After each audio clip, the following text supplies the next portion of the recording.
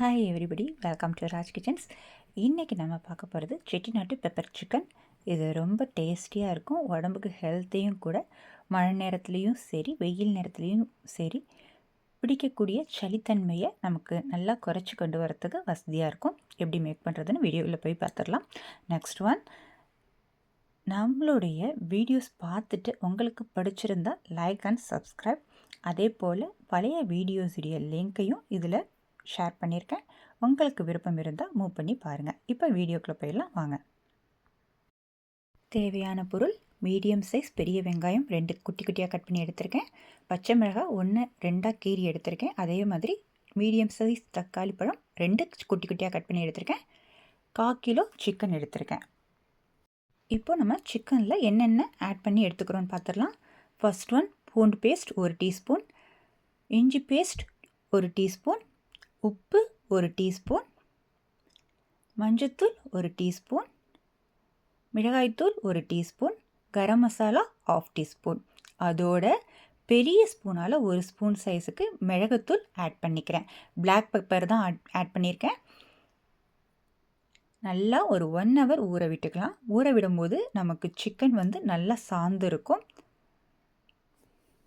இப்போ பேன் எடுத்துக்கிறோம். 3 spoon oil எடுத்திருக்கேன். ஸ்டவ்வை மீடியம் ஃப்ளேமில் வச்சுக்கோங்க.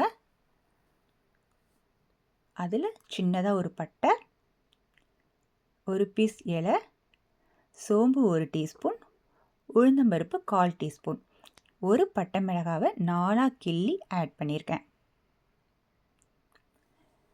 இப்போ கட் பண்ணி வச்சுருந்த பச்சை மிளகாவை ஆட் பண்ணிட்டேன். அதோட கட் பண்ணி வச்சுருந்த வெங்காயத்தையும் ஆட் பண்ணிக்கிட்டேன். ஸ்டவ்வை பொறுத்த வரைக்கும் சிம்மில் வச்சுட்டு ஆட் பண்ணிவிட்டு அப்புறமா மீடியமில் சேஞ்ச் பண்ணி வைக்கிற மாதிரி பார்த்துக்கோங்க. இப்போ தக்காளி பழம் ஆட் பண்ணியாச்சு. நல்லா கிளறி விட்டு கொண்டு வந்துடுங்க.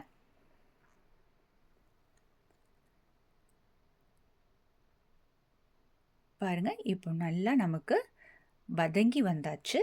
ஸ்டவ்வை மீடியம் ஃப்ளேம்லேயே வச்சுட்டு இந்த மாதிரி மெத்தடில் வதக்கி கொண்டு வந்துடுங்க. இப்போ இதில் சிக்கனும் நம்ம ஆட் பண்ணிடலாம். ரவுண்ட் பண்ணி ஆட் பண்ணிக்கோங்க. அதே போல் சிக்கன் கிளறி விடும்போது எப்போதுமே நடுவுலையும் ஓரத்துலேயும் கரண்டி வச்சு கிளற மாதிரி பார்த்துக்கோங்க. அப்போ நமக்கு சிக்கன் பீஸ் உடையாமல் நமக்கு எடுத்து வச்சு சாப்பிட்றதுக்கு நல்லாயிருக்கும். இப்போது ஆயிலில் பட்டு சிக்கனையும் நம்ம சேர்த்து கிளறி விட்டுறோம். ஒரு 5 நிமிஷத்துக்கு ஸ்டவ்வை சிம் ஃப்ளேமில் வச்சுட்டு கிளற மாதிரி பார்த்துக்கோங்க.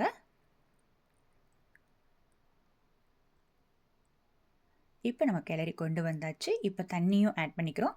நான் அரிசி கழுவி வச்சுருந்த தண்ணியை ஆட் பண்ணிக்கிறேன். டேஸ்ட்டு கொஞ்சம் தூக்கலாக கொடுக்குங்கிறதுக்காக.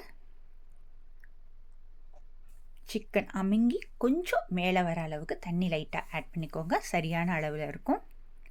நமக்கு கொதித்து வேகும்போது சிக்கன் கரெக்டாக வெந்து வரத்துக்கு வசதியாக இருக்கும்.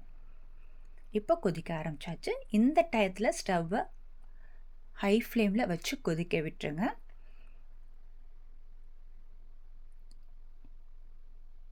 இப்போ பாருங்கள், கிரேவி வந்து ஒரு அரை பக்குவத்தில் வந்திருக்கு. இந்த டயத்தில் ஸ்டவ்வை மீடியம் ஃப்ளேமில் வச்சு கிளறி விடுற மாதிரி பார்த்துக்கோங்க. அப்போ அடிப்பிடிக்கவும் பிடிக்காது, சிக்கன் பீஸும் உடையாது. அதே மாதிரி நான் கிளறி விட்டுருக்க மெத்தட்ஸையும் பார்த்துக்கோங்க. இப்போது நமக்கு கிரேவி நல்லா இஞ்சி வந்தாச்சு. அதாவது கிரேவித்தன்மை சார்ந்து கரெக்டான பக்குவத்தில் வந்தாச்சு. இந்த டயத்தில் மல்லித்தலை ஆட் பண்ணிக்கிறேன். ஆட் பண்ணி நல்லா கிளறி விட்டுறலாம். இந்த கிரேவி வந்து நமக்கு சிக்கன் ஃப்ரை ரைஸ்க்கு மட்டும் இல்லைங்க, சப்பாத்தி ஐட்டம்ஸ், அதே மாதிரி இட்லி, தோசை, சாதம், இது எல்லாத்துக்குமே வச்சு சாப்பிடும்போது ரொம்ப டேஸ்டியாக இருக்கும். இப்போ பாருங்கள், நமக்கு பெப்பர் கிரேவி ரெடி ஆயாச்சு. இந்த மாதிரி மெத்தட்ஸில் நீங்கள் வீட்டில் மேக் பண்ணி பாருங்கள், ரொம்ப டேஸ்டியாக அமையும். இப்போது நமக்கு சிக்கன் பெப்பர் கிரேவி ரெடி ஆயாச்சு. வீட்டில் மேக் பண்ணி பார்த்துட்டு உங்களுடைய லைக்ஸாக கொடுங்க. தேங்க்யூ.